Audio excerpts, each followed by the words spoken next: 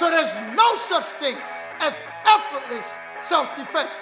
Just do this, and just do that, and just do this, and I can touch you with the death touch.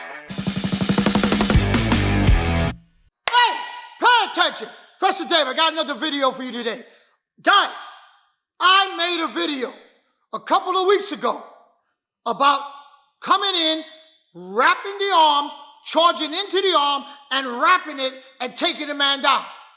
I showed a video about a guy who did the technique, and the other guy was bragging on how well that technique works. And I said, what happened if the weapon is different? What happened if it's a baseball bat, a machete?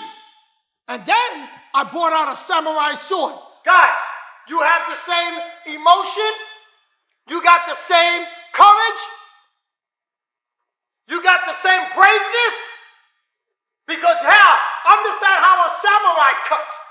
A samurai don't cut from back here. A samurai cuts from here. So if the guy owns a samurai, if he owns a sword, he's swinging that sword the way a sword is meant to be swung. And he's telling you, I'll slice you like a piece of bamboo. Mm-hmm. Nah, he's holding the sword like this, huh? What? You have the same courage? Nope, not at all. Huh? Not at all. Because if you try to come in, that sword pulls right through. And that sword never goes backwards. And when I brought that samurai sword out, some of you were thinking, oh, now he's gone too crazy. Ain't nobody gonna use no samurai sword. Oh, you're over-exaggerating. Really? Watch this video. New video shows police shooting a man waving a sword, and a warning, you may find it disturbing. It happened February 24th at a hotel in Tucson. Reports of a man carrying a sword, and when officers arrived, it was still in the sheath. But during the conversation, 23-year-old Devon Lewis pulled it out and charged at officers, according to police. That's when he was shot and died at the scene. All of it caught on body camera. What are you doing? I'm practicing my way with the katana so I can become better at combat. Are you not able to do that in the comfort of your room? Yeah, leave it there, dude. Don't do it. Put it down, I'm telling man. you right now. Put it down. Don't. Okay, that was last week. That happened a week ago. Law enforcement officers had to deal with a guy swinging a samurai sword. And they took care of him. You seen what happened. And guess what? When that guy charged the cop with the samurai sword, the cop didn't run into him. The cop had a gun. And he was backing up when he shot him. So don't tell me that your emotions, your feelings, don't come into play depending upon what weapon the man has in his hand. You might have confidence to run in on a stick. You might have confidence to do that.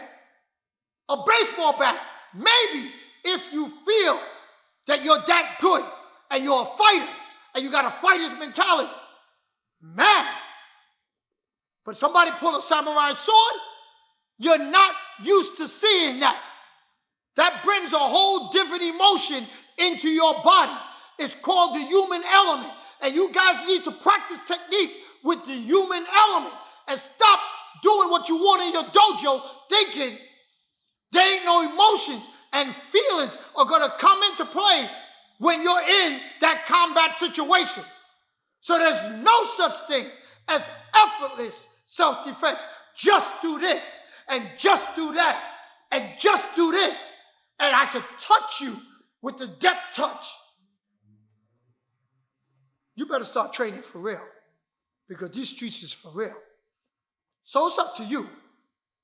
I don't care what system you belong to. Train for real. Train for what's going to come at you. Because the person who's coming at you, I promise you, they're not a humanitarian. I promise you. They come at you. Who wants it more? Do they want what you have more than what you have? Or do you want to live and survive more than they want to shut you down? See? That's real. When you get in front of that real person, you got to make real life and death decisions. And guess what? You can't just come up with it on the spot. It should be an automatic habit. Automatically. You should do it blindfolded. You should do it without even thinking.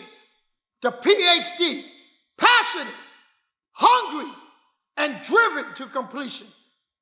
Remember, guys, it's you and only you, not your instructor.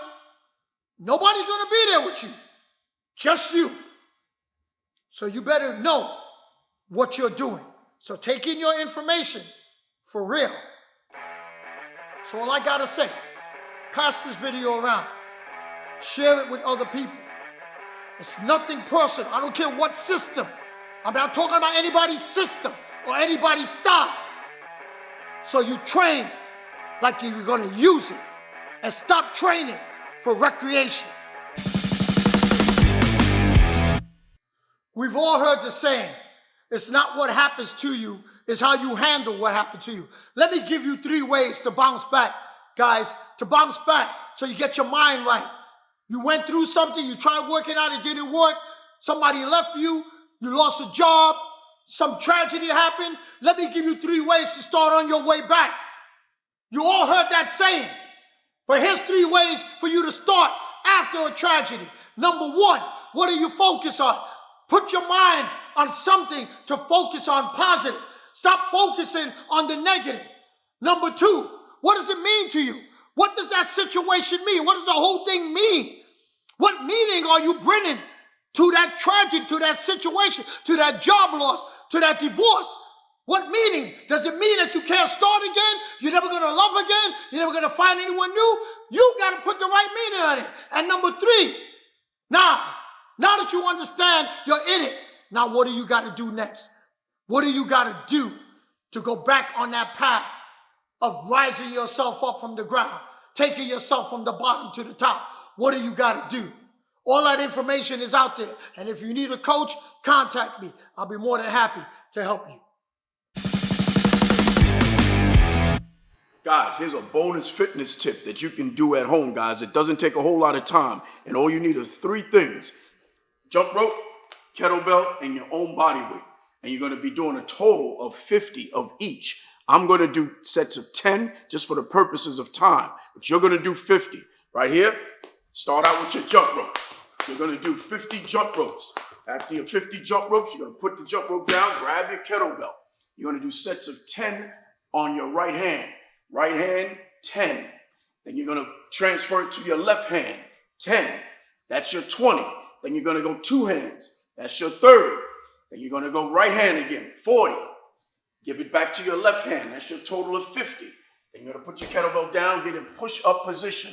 From here, you're going to go right into your Jake runs and your push-ups, 10 of each, until you reach 50. Jake runs, then you're going into your push-ups, 10, until you reach a total of 50. After that, you start it all over again with your jump rope for 10 minutes. Guys, that's going to burn you out, guys, and it didn't take a whole lot of time. Let us know how you liked it, guys. Don't forget to like, comment, subscribe, hit that notification bell. We'll see you in the next one. Peace.